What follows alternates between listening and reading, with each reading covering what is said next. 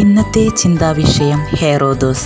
വിശുദ്ധ ബൈബിളിലൂടെ കടന്നു പോകുമ്പോൾ ഹെറോദ് എന്നറിയപ്പെടുന്ന ഹെറോദോസ് നിഷേധാത്മക കഥാപാത്രമാണ്. യേശുവിൻ്റെ ജനനത്തിൽ അസ്വസ്ഥനായവൻ, തൻ്റെ സ്ഥാനം അപഹരിക്കപ്പെടുമെന്ന് കരുതി കൊലപാതക ശ്രമത്തിന് കൽപ്പന പുറപ്പെടുവിച്ചവൻ. ഈ ലോകത്തിൻ്റെ പ്രതീകമാണ് ഹെറോദോസ്. ഞാനെന്ന ലോകത്തിൻ്റെ വട്ടം ചുറ്റുന്ന സ്വാർത്ഥ സ്നേഹത്തിൻ്റെ അടയാളം. യേശുവിനെ കൊല്ലണമെന്നതിനേക്കാൾ ഉപരി ഹെറോദോസ് തൻ്റെ സ്ഥാനം ഉറപ്പിക്കണമെന്ന് മാത്രമാണ് ആഗ്രഹിച്ചത്. സുകൃത ജപം. എൻ്റെ ഉണ്ണീശോയെ, പാപം ചെയ്യാതിരിക്കാനുള്ള കൃപ തരണമേ.